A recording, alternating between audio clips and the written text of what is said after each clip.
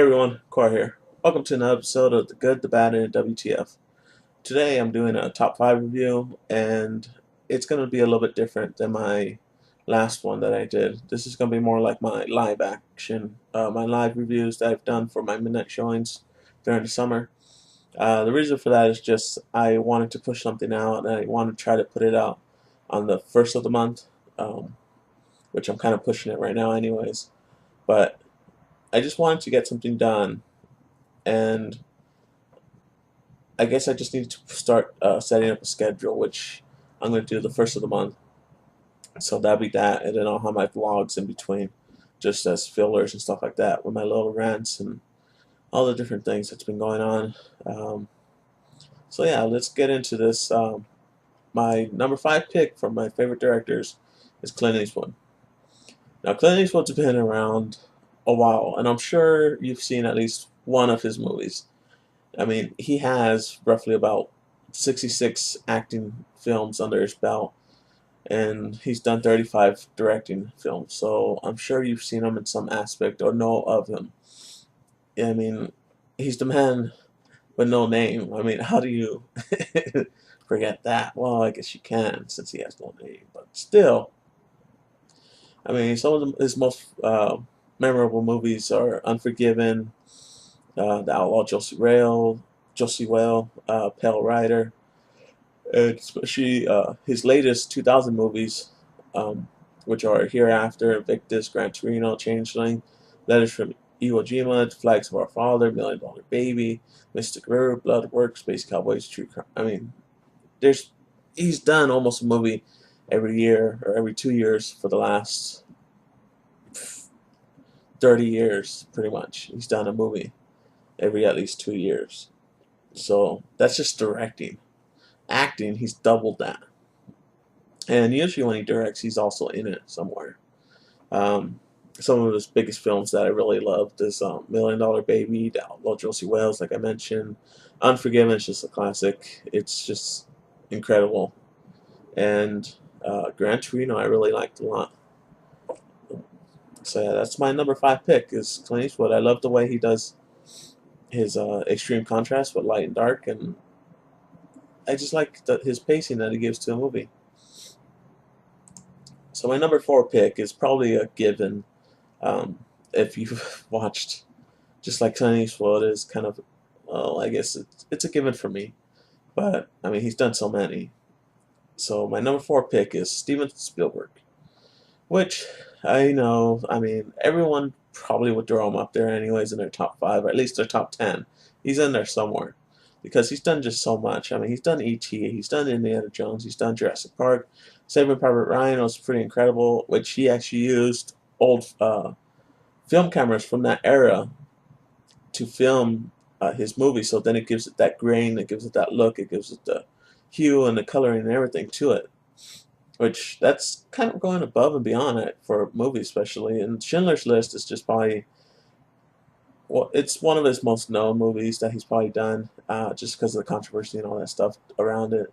And lately, he has been kind of dripping off a little bit. He's been better as a producer now than he is as a director. Munich, War of the Worlds, Terminal. I mean, Catch Me If You Can is one of the movies that, for some reason, I could just watch. Whenever I want to watch a movie, I could just throw that on and I'll watch it all the way through. It's just, I don't know, it's just one of those movies. I'm sure everyone has it where they could just watch it whenever they want.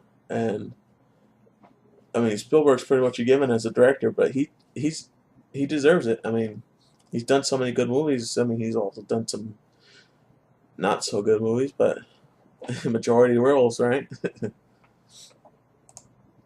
Now, my number 3 pick is probably someone that you wouldn't think of right off the bat. I have a little bit different taste in movie directors than some of the other people around, but my number 3 pick is Edgar Wright. Now, I know some of you have probably only seen about 3 of his movies, and those 3 movies I could probably guess are Scott Pilgrim vs. the World, Hot Fuzz, and Shaun of the Dead. And those are the movies I've seen. I mean, I wish I could be sorry. I wish I could be more of a hardcore guy. I mean, looking at every single movie that I, for every director that I like and seen, but I'm not. I mean, the movie really has to hook me in. I mean, I usually don't watch a movie just for the director. These five I do, just because they have good quality behind their name.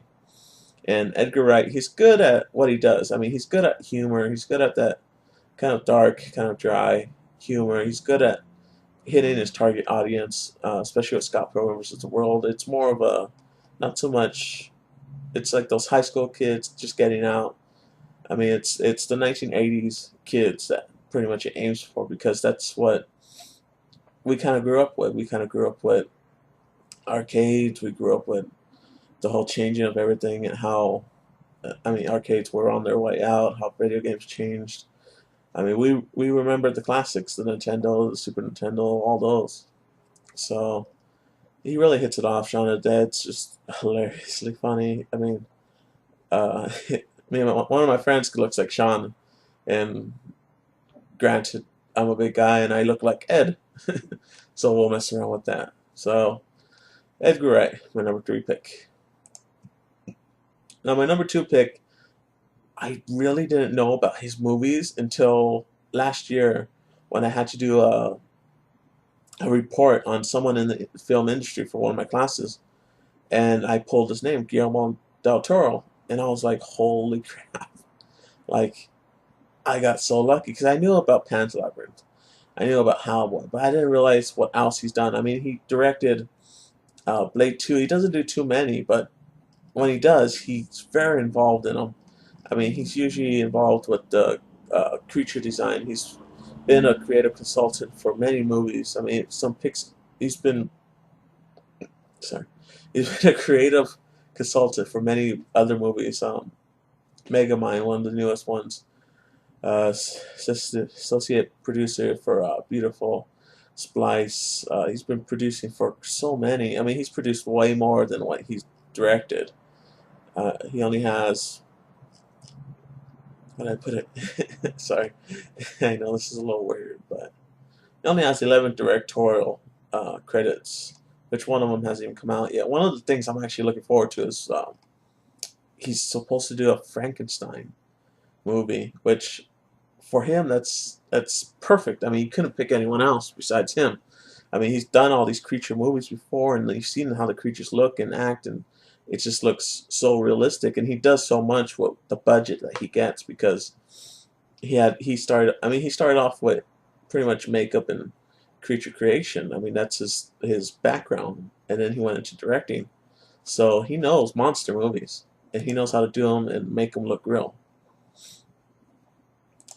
Now my number 1 pick is I don't know, I guess as far as the friends I hang out with, stuff like that, it's a given that we would put him in our top 5 pick. Some people probably wouldn't, but that's them. They don't know how good he is.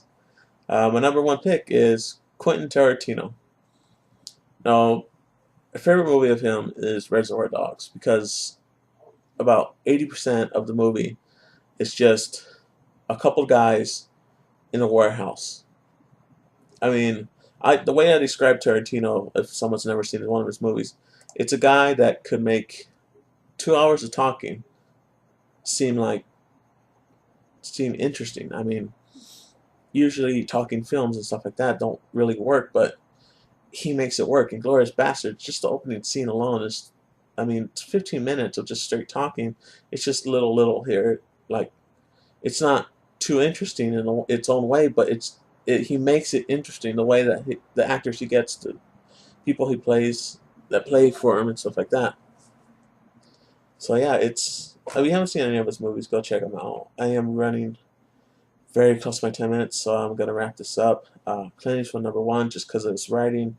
Gets very involved, and that'll be it. Later.